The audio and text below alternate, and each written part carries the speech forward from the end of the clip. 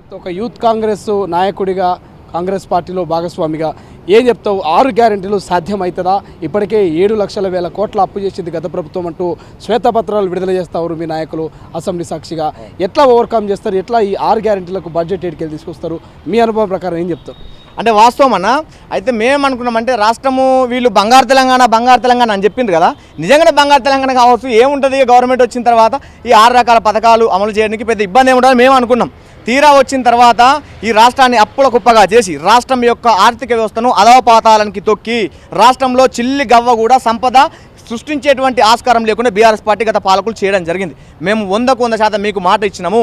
ఈ సందర్భంగా కాంగ్రెస్ పార్టీ కార్యకర్తగా నేను తెలియజేస్తా ఉన్నా, మీకు ఏ విధంగా అయితే 6 రకాల గ్యారంటీ పథకాల మీద మీకు హామీ ఇచ్చినామో ఆ మాట మీద నిలబడతాం. ఈ రాష్ట్ర సర్కారు దగ్గర ఖజానా దగ్గర పైసలు లేకుంటే నేను నా వ్యక్తిగత అభిప్రాయం తెలియజేస్తున్నా, కాంగ్రెస్ పార్టీ కార్యకర్తల యొక్క వ్యక్తిగత భూములు జాగలు కుదవెట్టయినా సరే, కాంగ్రెస్ పార్టీ కార్యకర్తల యొక్క వ్యక్తిగత జాగలు భూములు కుదవెట్టయినా సరే 6 రకాల గ్యారంటీ స్కీములను తప్పకుండా అమలు చేస్తామనే మాట తెలియజేస్తా ఉన్నా. ఇప్పటికే 2 కాంగ్రెస్ పార్టీ అధికారంలోకి వచ్చినటువంటి 4-5 రోజుల్లోనే 2 మేము అమలు చేయడం జరిగింది. మిగతా 4 100% అమలు చేసిన తర్వాతనే మళ్ళీ వచ్చేటువంటి ఎన్నికల్లో మేము ఫేస్ చేస్తాం. ఇచ్చినటువంటి హామీలను నెరవేర్చినప్పుడు, ప్రజలకు మాట ఇచ్చి తప్పించుకున్నప్పుడు ఏ ముఖం పెట్టుకొని వాళ్ళ దగ్గరికి ఓట్లు అడుగుతాం, ఆ మాట కూడా మాకు తెలుసు. కాబట్టి ఏ సందేహం లేకుండా ఏ బాధ అయినా పడి ఏ విధంగా సంపదను సృష్టించినటువంటి సంపద ద్వారా వచ్చినటువంటి పైసలను ఈ యొక్క పథకాలకు ఏ విధంగా కేటాయించి ప్రజలకు న్యాయం చేయాలనో ఇప్పటికే ముఖ్యమంత్రి కేసీఆర్ గారు మంత్రివర్గం కూర్చున్నది.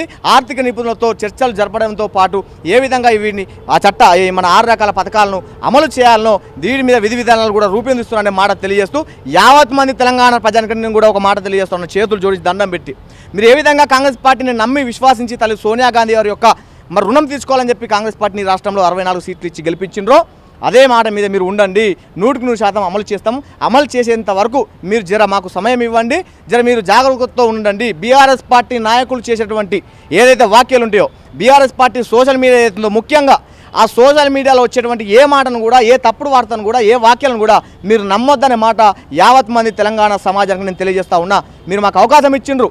2014లో ముఖ్యమంత్రిగా కేసీఆర్ ప్రమాణ స్వీకారం చేసిన తర్వాత జూన్ 2న ఇప్పటి వరకు కూడా అనేక నెలలు, దాదాపు 6 నెలల దాకా కూడా కొన్ని ముఖ్యమైనటువంటి పథకాలను కూడా అమలు చేసినటువంటి దాఖలాలు లేకుండే. 6 నెలల దాకా కూడా మేము గెలిచినటువంటి జస్ట్ 2-3 రోజుల్లోనే 2 రకాల పథకాలను అమలు చేసినాం. ఇంకా 4 పథకాలు అమలు చేసే ఉంది. అమలు చేసి చూపిస్తామని చెప్పి కూడా సందర్భంగా తెలియజేస్తూ, రానటువంటి ఎన్నికల్లో మాత్రం ఏదైతే ఎంపీ ఎన్నికలు జరుగుతున్నాయో బీఆర్ఎస్ పార్టీకి 1-2 ఎంపీ సీట్లు తప్ప, బీఆర్ఎస్ పార్టీకి 1-2 ఎంపీ సీట్లు తప్ప ఇంకా అంతకంటే ఎక్కువ వీళ్ళు గెలిచే పరిస్థితి ఉండదు. ఎందుకని చెప్పండి, కాంగ్రెస్ పార్టీ మీద వీళ్ళు గెలిచి నెల రోజులు కాకముందుకే సర్కారు కువ్వబోతుందని చెప్పి ఒక పార్టీ అధ్యక్షుడు మన జాతీయ పార్టీకి రాష్ట్ర అధ్యక్షుడు కిషన్ రెడ్డి అంటాడు, ముక్కుతే కేసీఆర్ మన ముఖ్యమంత్రి రేవంత్ రెడ్డి యొక్క సర్కారు తుమ్మితే ఊసిపోతా అని చెప్పి మాట్లాడతాడు. ఇవాళ కడియం సీఆర్ ఏమంటాడు, సర్కారు కూలిపోతా అని చెప్పాడు.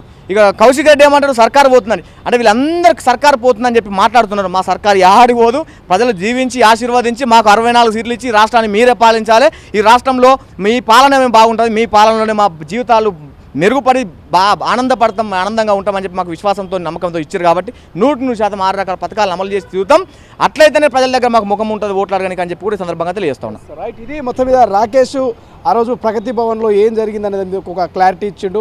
మా కడుపు మండి 9-10 ఏళ్ల పాటు ఇక మేము కేసీఆర్ నయవంచకుడి యొక్క ఆ బాధలు తట్టుకొని ఉద్యోగాలు లేక అనేక రకాలుగా మేము ఇబ్బందులు పడి ఆ బాధతో కోపంతో ఆ రోజు ఆ క్షణిక ఆవేశంలో అలా జరిగిపోయిందనేటువంటి మాట అయితే మనకు చెప్తున్నాడు. చూద్దాం, ఏది ఏమైనా కాంగ్రెస్ పార్టీ అధికారంలోకి వచ్చింది. రానున్న ఎంపీ ఎన్నికల్లో కూడా మెజారిటీ ఆఫ్ సీట్లను మేము సొంతం చేసుకుంటాం, ఢిల్లీలో చక్రం తిప్పుతాం అనే విధంగా రాకేష్ చెప్తున్నాడు. సో చూద్దాం ఏం జరగబోతుందో భవిష్యత్తులో. సో ఇది మొత్తం మీద ఇక కెమెరా పర్సన్ అజయ్తో శ్రీశైలం, తొలి వెలుగు, హైదరాబాద్.